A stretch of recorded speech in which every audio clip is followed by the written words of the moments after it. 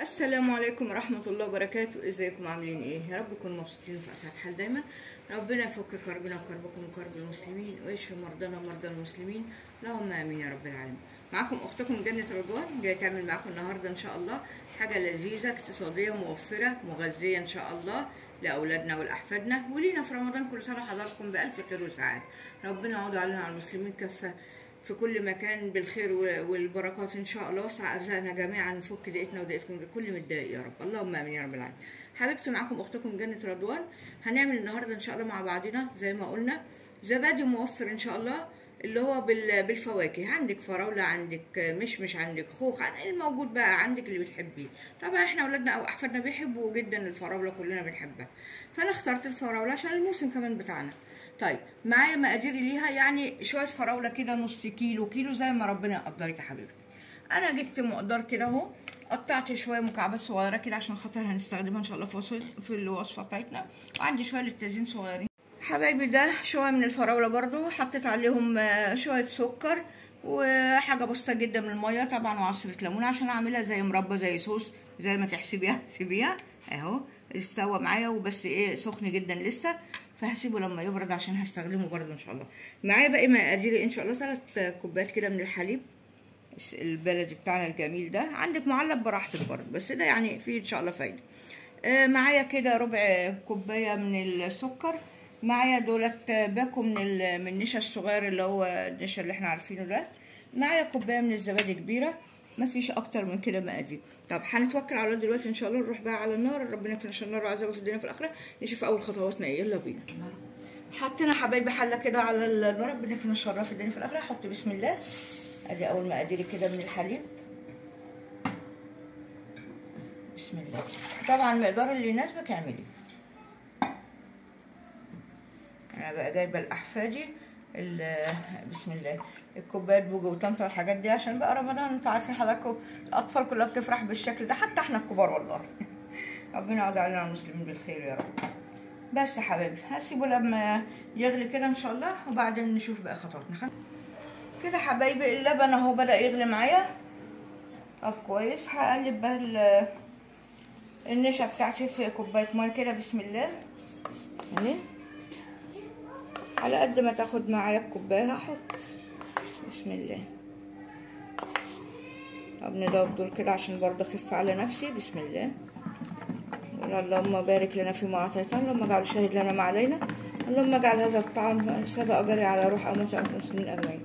حبايبي بذكر نفسي قبليكم دايما لما تعملي اكلك او شربك اوهبي مجهودك وتعبك لوجه الله تعالى على روح امواتك وانتم المسلمين اجمعين. منها اخدت صدقه جاريه ان شاء الله، منها هديتي امواتك وانتم المسلمين. صدقات محتاجينها مننا، ربنا يحسن ختامنا جميعا ويجعله في ميزان حسناتنا ويجعله بالقبول منكم يا رب. اهو حبايبي حطينا شويه النشا كلهم اهو. معلش بقى، بسم الله. لبن غلي هنحط السكر، بسم الله نقلبه. طبعا مش مكتره سكر علشان احنا عندنا الصوص اللي عاملينه للفراوله، فطبعا ده بيبقى سكر، فعشان بس ايه ما يجزعش نفس اللي ياكله. وبراحتك عايزه تزودي سكر طبعا ده حريتك يعني. طب كده قلبنا السكر كويس الحمد لله. اقلب بقى النشا، عيد على تقليب كده عشان ركنتها، بسم الله. ادي النشا كمان اهي، بسم الله.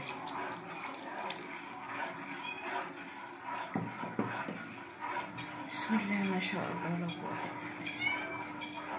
اهي تقلت معانا ما شاء الله. يعني دي ايه زي المهلبية اللي بنعملها عادي يعني. طيب بس احنا عاملينها تقيلة شوية. طيب بعد ما هي اتعملت كده ان شاء الله، الخطوة اللي بعدها باذن الله انا طبعا هطفي عليها سيبها تبرد. بعد ما سيبها تبرد ان شاء الله نكلمها اجل ونصيب هرجع لك تاني 45. حبايبي ادي الخليط اللي عملناه على النار، ربنا يكفينا ان شاء الله العذاب. هدي خالص اهو، هنحطه في قلب الخلاط كده، بسم الله بسم الله.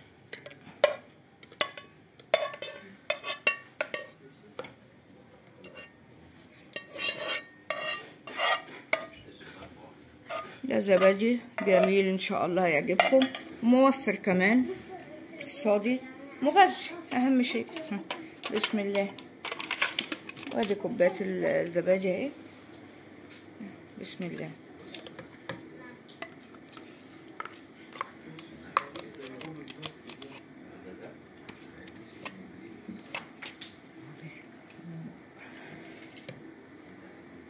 نحط بقى كده عليه ايه الصوص اللي عملناه اهو.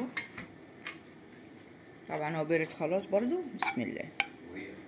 الله الله، ريحتها جميله جدا كده. تمام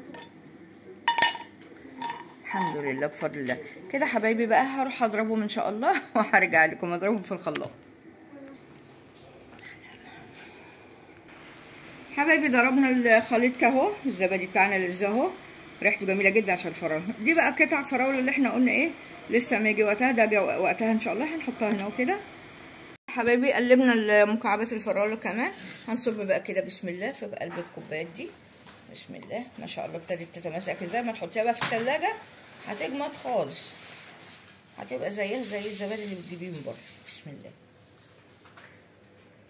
كمان ده بفضل الله موفر حلو، اللي معاها اولاد ولا كده ان شاء الله ايه تعملوا لهم يشبعوا. بسم الله.